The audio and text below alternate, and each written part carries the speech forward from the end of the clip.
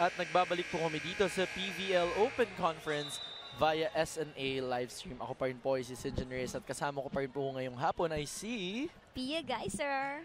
Wow, excited siyang sabihin yung pangalan niya. At this is now the third set and the first two sets were snatched by our water defenders. And mukhang sumusubok humabol tong ating Lady Maroons no nung second set, Pia, pero hindi nila natuloy yung come from behind na habol. So let's see if they started right for this set. Matuloy-tuloy. Yun nga, masustain nila yon to get a set from this water defenders. Yes. Tingnan natin kung makakuha sila ng set. At tingnan nga natin as the game starts with the Lady Maroon serving and Molde from the opposite side scores the first point of the third set. It is now 1-0 in favor of the Lady Maroons. Para po dun sa mga kakasama lamang sa atin, Pia, nung first set, nanalo ang ating water defenders. Pero ang laging nangunguna nung set na yun ay ang ating Lady Maroons. Tama? And for the second set naman, nangunguna itong water defenders and then nung mahabol yung Lady Maroons. Pero yun nga, parang it was too late for them na humabol dahil ang laki talaga ng lamang nung score for that set. Yes. And now we'll see kung anong magiging kwento naman nitong ating third sets. Dahil syempre, this is sports and no script can be written. In yun nga, bilog ang bola. Totoong bilog talaga ang bola as Molde skumore na naman doon sa huling palong yun off the block. It is now 2-1.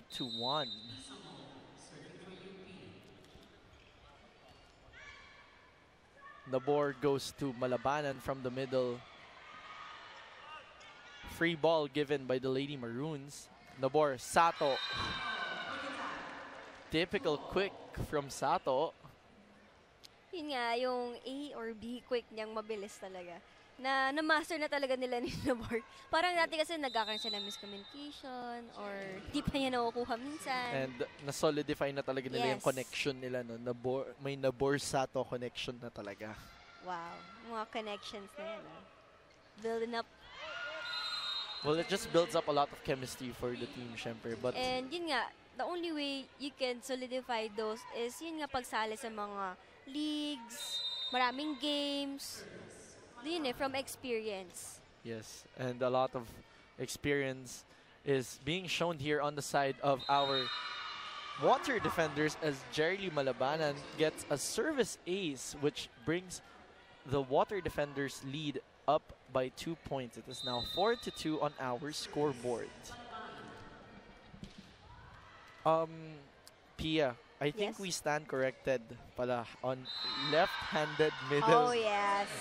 So it's from JB Ampere. Yes. Sabi niya, another left-handed middle spiker from Adamson. O nga naman, si Maylin Paa. Siyempre, hindi natin yan makakalimutan itong si Paa. Left-handed din siya, pero she parang mas, yung position niya mas nag-lean on to opposite spiker. Imbes na middle. Pero, oo nga naman, siya rin pala sa left-handed, yes. No?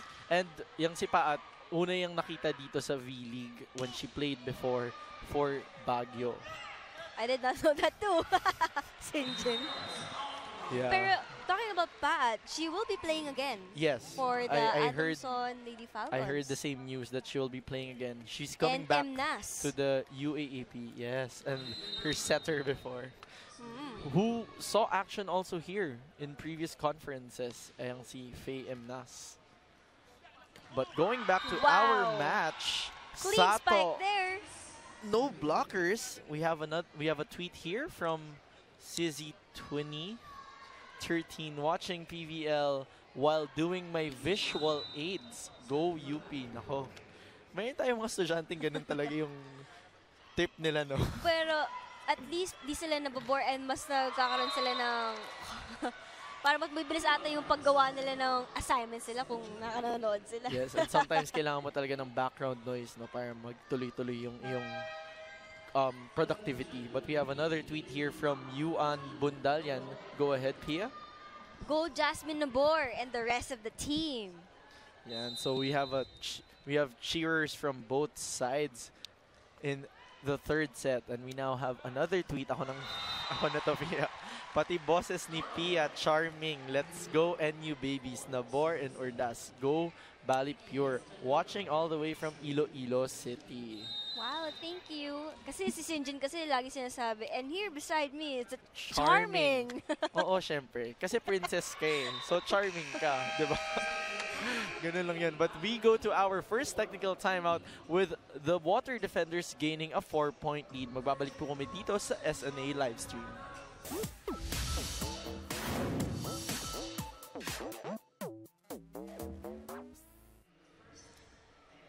At nagbabalik po kami dito sa PVL Open Conference via SNA livestream. Ako pa rin po si Sinjin Reyes and beside me is... Pia Geyser.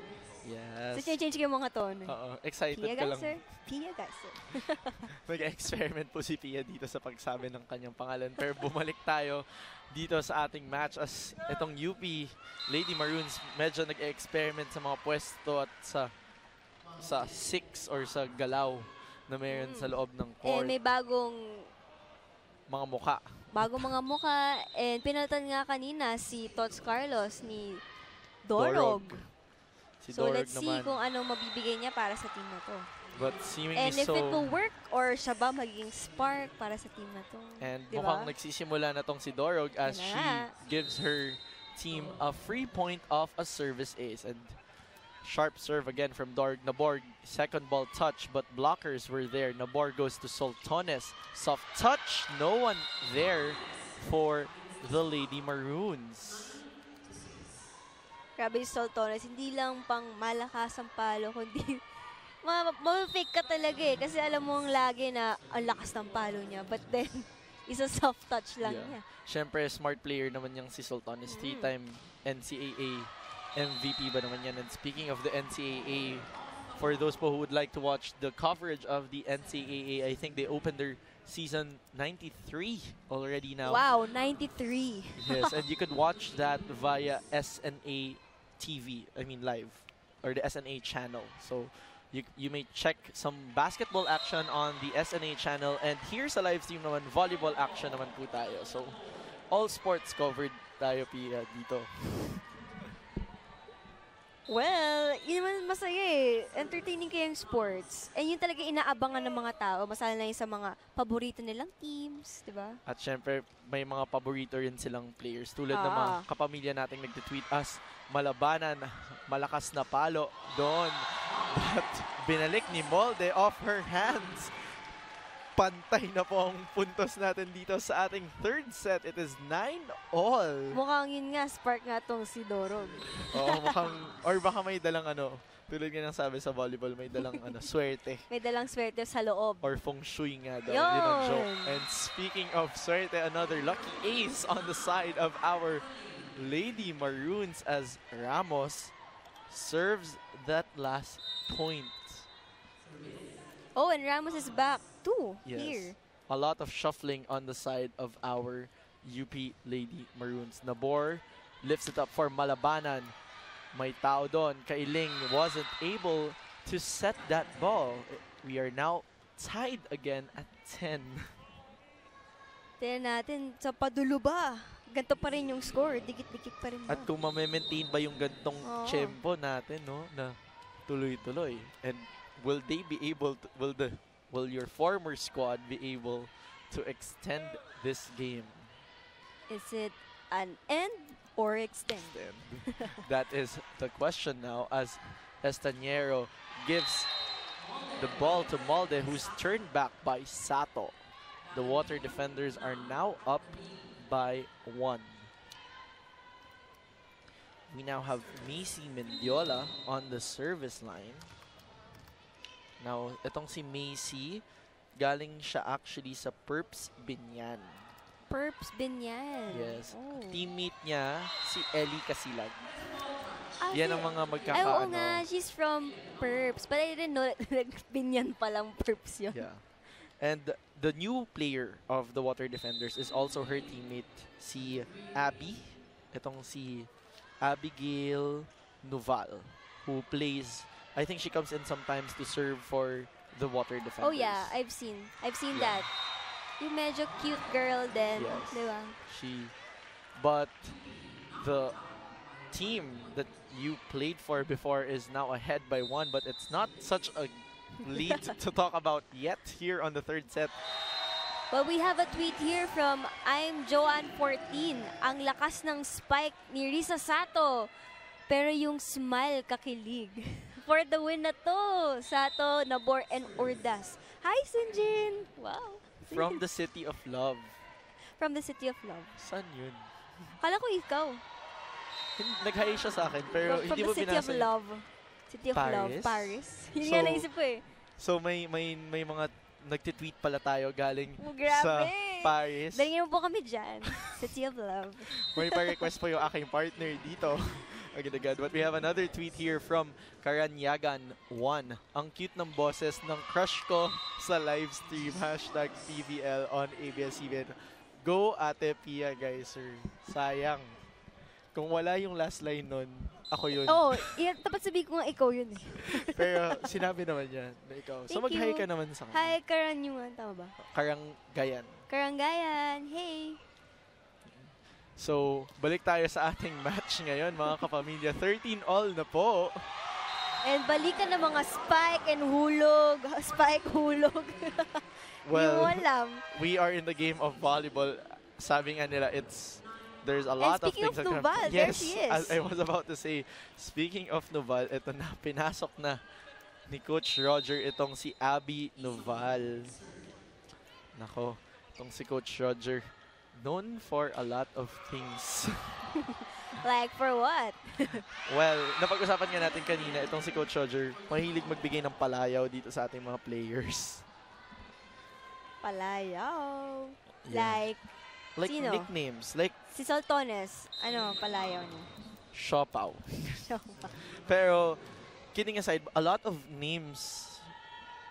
Well, Coach Roger is a very multi-awarded coach, but a lot of players here on the PVL dumaan sa hands ni Coach Roger. Like, Alyssa Valdez was her former player, and yung palayaw na baldo, nagsimula yan kay Coach Roger. Dahil nasabi niya yan sa live TV. At tinanong ko nga siya kanina, Coach, bakit ka mahilig magbigay ng palayaw?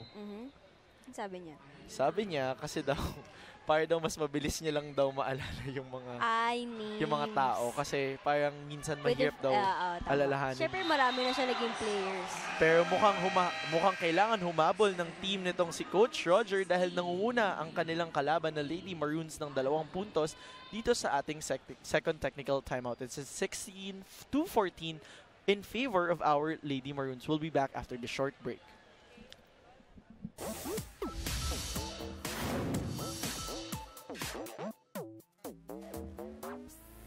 At nagbabalik po kami dito sa PVL Open Conference via SNA Livestream. Ako pa rin po si Sid Reyes at kasama ko po ngayong hapon ang napaka-charming na si Pia Geiser. Ayun, may pang-apat na tone na po siya today. At binabati po namin ngayong hapon ng birthday ang isa sa mga resident DJ namin dito sa PVL na si DJ Jams. Happy birthday, DJ Jams! We miss your jams. Yes, bakit po absent kayo today? Sana po magpakita kayo dito. Hindi po tuloy kami makasayaw habang live stream. Nagla-live stream. Pero balik tayo sa ating match, Pia. It is now 16-15 at mukhang nangunguna pa ngayon ang ating Lady Maroons, and Tots Carlos is back on the game. Mukhang pinaghihirapan talaga nila yung puntos. And Soltones ties the game at 16 on that last play. It is now 16-all, Pia. Tied na naman parang yung first set natin. Tingnan natin. Hintayin muna natin kung anong mangyayari. Pero dun po sa mga kakasama lang po sa amin dito sa live stream, nung first set po, nakuha po yun ng ating water defenders after manguna ng ating Lady Maroons the whole set. At yung second set naman ay nakuha rin ng ating water defenders habang sila ay nangunguna. And we are now on the third set. Medyo dikit po ang ating labanan. It is now 17-16 in favor of the water defenders as Nabor sets up Nuval. But it goes out. Oh, or there's some confusion. For sure, tatanungin ng first referee kung check ba talaga siya or outside. So there's... Nagkakaroon sila ng mini conference. So this is a common scene. That's why we have line judges here and a second referee. And the final call is a check ball. So the favor is now with our water defenders. We now have a change of favors here. It is now 18-16 in favor of the leading water defenders. Estañero turned back. Ramos was there to... Nuval with that last hit. Carlos through the block. 17-18. Serving is the Lady Maroons, or are the Lady Maroons rather. We now have Ayel Estañero serving. Or will she bring her... Goes straight to the net. It is now 19-17. In favor of our water defenders, and we now have Layog coming into this match. So you can see now na ang sinab ni Layog ay si Rem Kailing. So now it's going to be Estañero being the setter. Yes, and I saw Ayel already pointing out some plays earlier as Carlos goes from the opposite side. Nabor goes to Sultanes. No one was able to get to that ball properly on the side of the Lady Maroons. It is now 20-17 in favor of the water defenders. And Coach Jerry Yee calls a timeout. Pia, what is happening with our Lady Maroons here?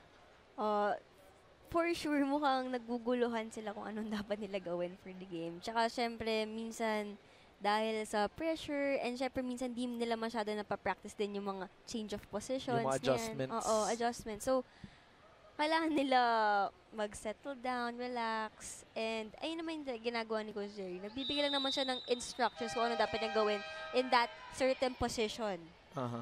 And they should just show their game here kasi they had the lead earlier before or when we reached our second technical timeout. So, nag-timeout siya kasi sayang, hinabol nila, lumang pa sila. Tapos ngayon nalamangan na sila. So, tuloy-tuloy yung mali. Nuval on the other side serving. Nabor goes to Sultanes ulit. Isang bomba na naman ang pinakawalan ni Sultanes on that last play. 4 na po ang lamang ng ating water defenders. Naku. Kailangan ma-stop na ng Lady Maroons itong momentum nitong water defenders, kundi tuloy-tuloy na to. And Duval's showing to be a spark here off the bench. Yes. On the other side, Carlos showing her captain maturity for this very young squad. Well, I'm very proud of her kasi, you know, looking at the past games namin, medyo kinakabahan talaga siya. And aminado siya doon na when we ask her, kinakabahan ka ba? Sabi niya, ate, kinakabahan po talaga ako. And other youngsters from your team, Pia, showing a lot of prowess on the net here. Itong si Ramos, huling nakablock dito sa side ng ating Lady Maroons. Pero Sultanes stops that momentum with that last play. And yung last play na yun, alam mong parang veteran move na yung ginawa niya. She was looking like she was gonna spike it diagonally, but then down the line niya pinalo. At medyo pa-check out na doon. Yes. So she used the blockers to gain that point. Yes, as we have now Mendiola setting up Malabanan, soft touch. Estañero was there. The libero puts it up.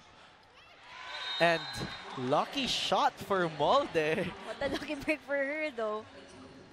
And let's see.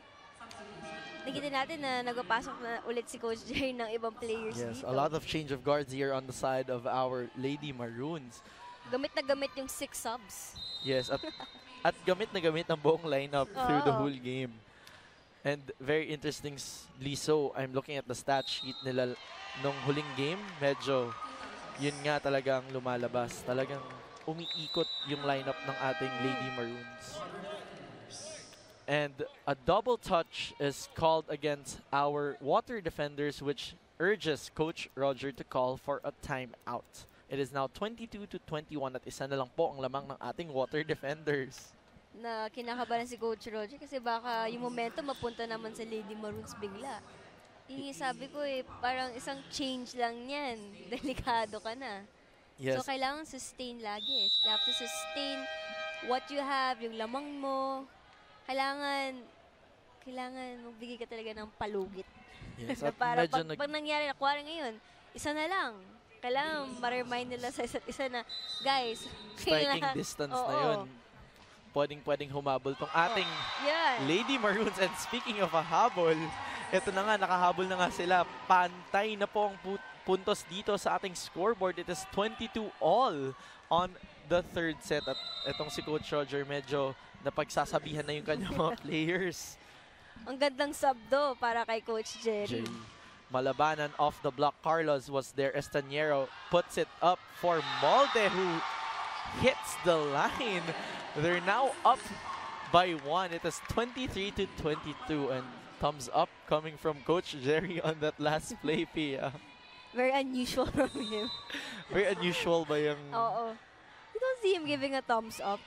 Never nga bigyan ng thumbs up eh. May hugot ka ba dito, partner? Hindi ako. But going back... namin, yung isasabi ko.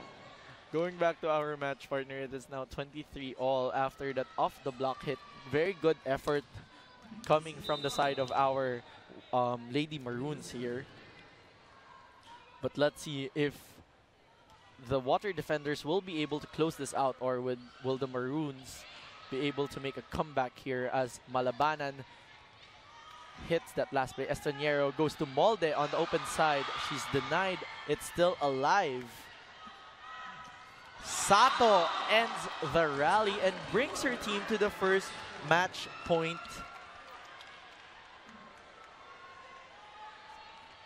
We are now at 24-23. Dikdikan talaga ang laban dito sa ating Open Conference. Will Mendiola be able to end this? Estaniero goes to Molde, turned back and denied, which closes the match for our Water Defenders after that Sato block. It is now 25-23 and 3 sets lang po ang ginawa or ang kinailangan ng ating Water Defenders para mapanalunan itong last play, Pia. Kita mo naman na dumidikit-dikit sila. But yun nga, sabi ko, you need to sustain that to win a game. So nakita naman natin na medyo mas experience talaga tong Water Defenders. Kaya nanalo sila sa game. But very good effort from your former squad, Pia. Pero magbabalik tayo dito sa SNA Livestream para dalhin po sa inyo ang aming Player of the Game interview when we return here on the SNA Livestream.